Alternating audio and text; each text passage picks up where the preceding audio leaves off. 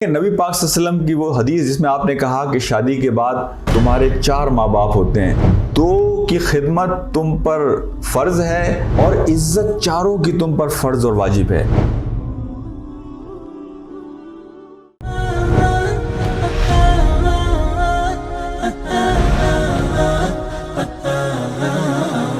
اور میں اپنی بیٹیوں سے بھی ایک بات کہتا ہوں کہ جہاں میں نے شوہروں کے حوالے سے بات کہی ہے کہ دیکھیں نبی پاک صلی اللہ علیہ وسلم کی وہ حدیث جس میں آپ نے کہا کہ شادی کے بعد تمہارے 4 ماں باپ ہوتے ہیں، 2 کی خدمت تم پر فرض ہے، واجب ہے اور عزت چاروں کی تم پر فرض اور واجب ہے۔ دیکھیں بیٹا، یہ جو رشتے ہیں نا گھر کے، یہ صرف اصولوں کی بنیاد پہ نہیں چلتے اور حقوق کی جنگ کی بنیاد پہ نہیں چلتے کہ یہ میرا حق ہے اور یہ آپ کا فرض ہے۔ میں بنیادی طور پر آپ کو یہ بات سمجھاؤں کہ جس گھر میں یہ جنگ شروع ہو جائے کہ میرا یہ حق ہے اور آپ کا یہ فرض ہے، اس کا مطلب یہ ہے کہ وہاں تعلقات بالکل نچلی سطح پر پہنچ گئے ہیں۔ آپ کا رویہ یہ ہونا چاہیے کہ جس طرح آپ اپنے ماں باپ کی عزت کرتی تھیں، اپنے ماں باپ کا وقار کرتی تھیں، آپ اس نئے گھر میں جب آئی ہیں تو آپ کو لڑکے کے ماں باپ کی عزت اور وقار بھی کرنا ہے۔ آپ کو یہ ثابت کرنا ہے کہ آپ ان کی خیر خواہ ہیں، اور بخدا یہ 1-2 سال کی بات ہوتی ہے۔ اگر آپ نے اپنا رویہ مثبت رکھا، اگر آپ نے لوگوں کے لیے گنجائش پیدا کی، اگر آپ نے انہیں مقام اور عزت دیا تو بخدا لوگ آپ کے مرید بن جائیں گے۔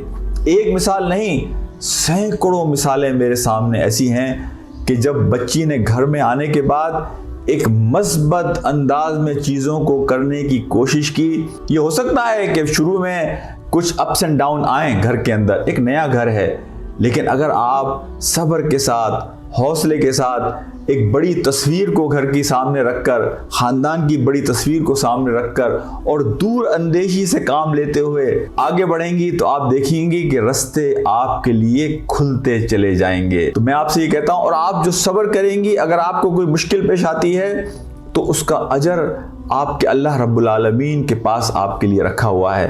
تو میں آپ سے صرف یہی درخواست کروں گا، یہ بالکل اس طرح سے ہے اگر میں آپ کو سمجھاؤں کہ ایک پودے کو آپ کہیں سے نکال کر لائیں اور اسے آپ ایک نئی جگہ پر لگائیں گے تو اس کو جڑ پکڑنے میں وقت لگتا ہے۔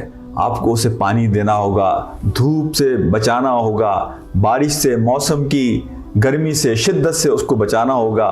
میرے بھائیوں، یہی کام ہے کہ جو بیٹی آپ کو بھی کرنا ہے اور بیٹے آپ کو بھی کرنا ہے۔ اللہ تعالیٰ آپ لوگوں کو اپنے حفظ و امان میں رکھے۔